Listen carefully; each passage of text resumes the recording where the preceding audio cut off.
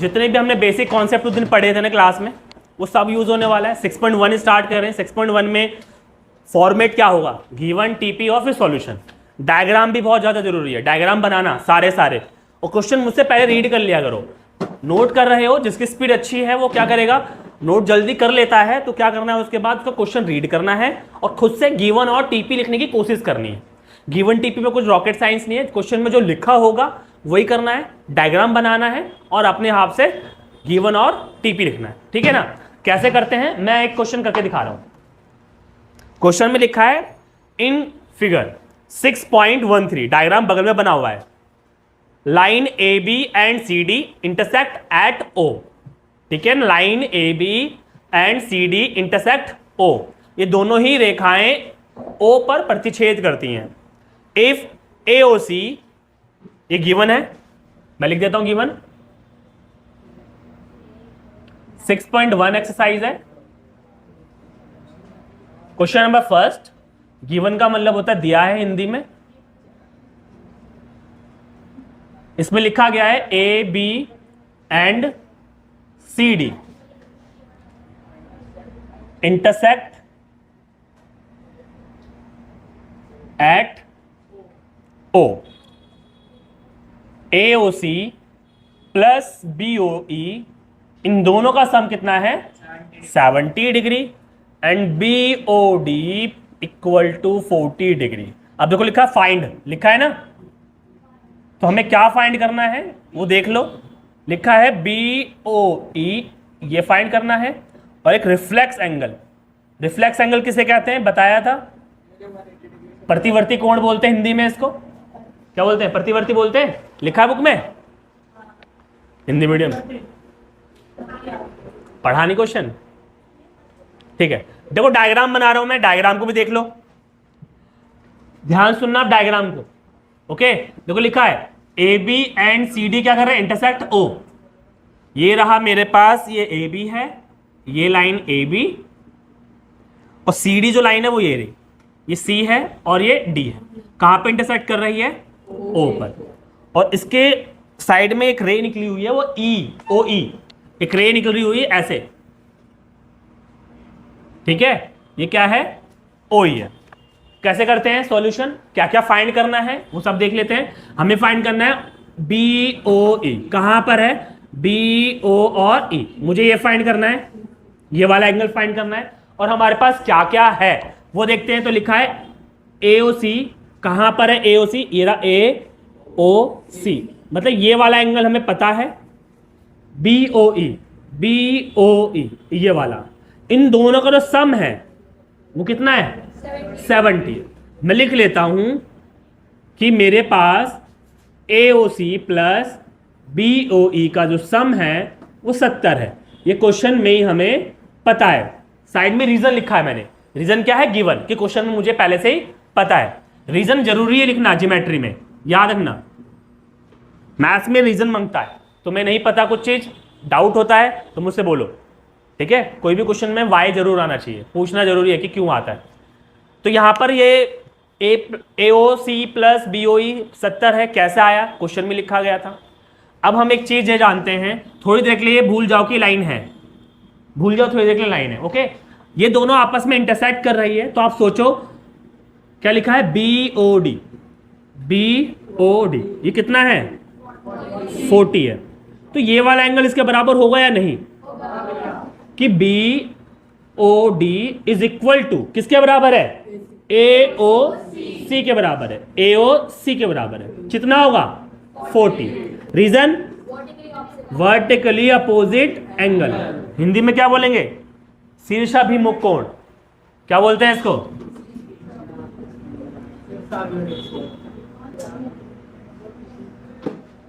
हिंदी वाले तो पढ़ते ही नहीं ऐसा लगता है, इंग्लिश में बोलते हैं वर्टिकली अपोजिट एंगल।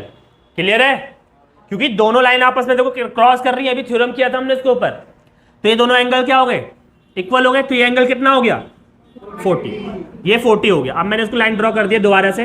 ओके, अब इस क्वेश्चन को उठाओ, इस इक्वेशन को लिखा मैंने कि ए O C plus B O E, इन दोनों का सम कितना है 70। ए ओ सी की जो वैल्यू है वो कितनी है 40, ये इधर जाएगा प्लस का, तो उधर जाके क्या हो जाएगा माइनस का। तो 70 माइनस 40 कितना आ गया 30। तो BOE आ गया हमारा, BOE आ गए। ये भाई साहब तो पहले आ गए। अब रिफ्लेक्स निकालना है।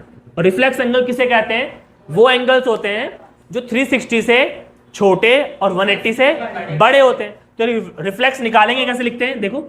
रिफ्लेक्स निकालने के लिए किसके बारे में बोला है? COE के बारे में। तो COE पहले निकाल लो। COE है कहां डायग्राम में? ये रहा C, ये रहा O, ये रहा E। तो कौन सा एंगल निकालना है? ये वाला, देख रहे हो। अब ये कैसे निकालेंगे? स्ट्रेट लाइन है स्ट्रेट लाइन। तो इन तीनों का सम 1 2 3, इन तीनों एंगल का सम कितना होगा? 180 होगा। कौन कौन से एंगल्स हैं? AOC plus BOE plus COE is equal to 180। Reason बताओ क्या होगा? Straight line angle. बहुत बढ़िया। क्या होगा? Straight line angle. इसे बोलेंगे सरल रेखीय कोण। ठीक है। अब ध्यान दो, इन दोनों का सम कितना है? 180। बहुत बढ़िया। इन दोनों का सम कितना है? 70 है। Plus COE is equal to कितना? 180। 70 भाई साहब उधर चले गए, तो इधर बचा COE is equal to 180 minus 70, कितना बचेगा? तो COE कितना आ गया? 110। आप बोलोगे रिफ्लेक्स एंगल है क्या ये? क्यों नहीं है? क्यों नहीं है? क्योंकि 110 180 से बड़ा और 360 के बीच में आता है क्या ये? नहीं आएगा। तो इसका मतलब रिफ्लेक्स निकालने के लिए COE को क्या करना पड़ेगा? 360 से माइनस करना पड़ेगा। और COE कितना है? 110। कितना आ जाएगा? 250। एक बार और समझ लो, एक बार और समझ लो कि एक हमारे पास स्ट्रेट लाइन है जिसके अंदर कुछ एंगल्स बने हुए हैं। स्टार्टिंग में हमें क्या पता था कि AOC और BOE इन दोनों का जो सम था वो 70 था, और क्वेश्चन में ये गिवन था कि BOD जो है वो 40 है। तो ये दो लाइन आपस में इंटरसेक्ट कर रहे हैं, जिसमें इन दोनों का आपको पता है दोनों बराबर होंगे। क्यों होंगे? क्योंकि ये दोनों वर्टिकली अपोजिट एंगल बना रहे हैं, इसलिए ये भी 40 होगा, ये भी 40 होगा। फिर हमने आगे करा, सॉल्व करने के बाद 40 इसकी वैल्यू 40 रखी, आप पहुंचा दिया, कितना आ गया? 30 आ गया। उसके बाद एक स्ट्रेट लाइन ले ली। स्ट्रेट लाइन पर 3 एंगल्स है, 1 2 3, और इन दोनों का सम तो हमें पहले से पता है ना। इन दोनों का 70 है, तो ओवरऑल कितना होगा? 180 स्ट्रेट लाइन एंगल से। इन दोनों का सम 70 है, इधर भेज दिया, यहां भेजा मैंने, कितना आ गया? 110। तो COE 110 आ गया। रिफ्लेक्स निकाला, 360 में से इसको माइनस कर दिया। 360 में से क्यों माइनस किया? क्योंकि हमें रिफ्लेक्स निकालना था। ठीक है ना। रिफ्लेक्स एंगल 360 से छोटा और 180 से बड़ा होता है, इसलिए हमने ऐसा करा है। ओके, नोट कर लो। हाँ, ये वाला 40 कैसा आया? क्योंकि अरे जब दो लाइन आपस में टच करती है तो एक एंगल 40 है ये वाला, तो ये कितना होगा? तो वही क्या, ये रहा 40, तो ये सामने वाला कौन होगा? 40 होगा। कर लो नोट। देखो XY और MN, XY और MN दोनों इंटरसेक्ट कर रही है O पर, और रेशियो दिया गया है A/B जो है वो 2/3 है। Okay done. ध्यान दो इधर, POY, ये रहा POY, ये डब्बा बना रखा है, इसका क्या मतलब है? 90। पता था ना।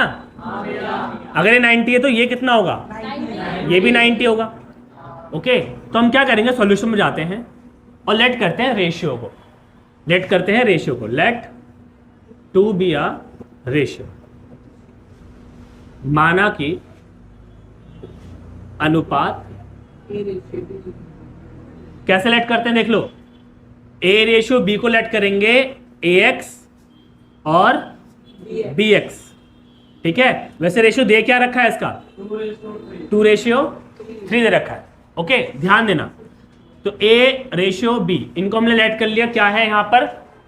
2 और 3 दोनों को लेट कर लो। क्या होगा? देखो 2x होगा और 3x होगा, दोनों को लेट कर लिया गया है। तो यहां पर देखोगे तो एक A रहा और ये रहा B, इन दोनों का सम किसके बराबर है? 90 के बराबर है, मतलब a प्लस बी जो है वो किसके बराबर होगा, 90 के बराबर। और a की वैल्यू क्या है 2x और b की वैल्यू कितनी है 3x। दोनों को प्लस कर देंगे 5x, 5 को तो भेज देंगे डिवाइड में, भेज दिया, कितना आ जाएगा डिवाइड करके, 5 1 जा 5, 5 कितना बचा 4, 5 8 जा 18 आ गया। किसने बोला था वैसे 18 पीछे से, सही बोला। अब हमें a की वैल्यू फाइंड करनी है, तो a की वैल्यू क्या हो जाएगी 2x, 2 मल्टीप्लाई 18 कितना आएगा 36 आ गया।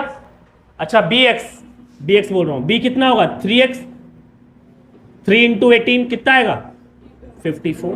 हमें तो c निकालना है, हमें तो c निकालना है। c कहां पर है, ये रहा।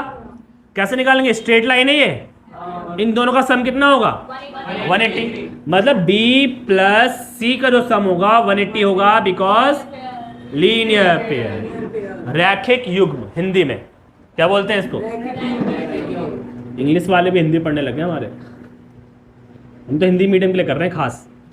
तो b की वैल्यू कितनी है 54 plus c is equal to 180। c की वैल्यू निकालने के लिए हमने 54 को तो भेज दिया, कितना आ गया, c की वैल्यू आ गई। ओके, चलो नोट, डायग्राम बनाओ, गिवन लिखो, टीपी लिखो,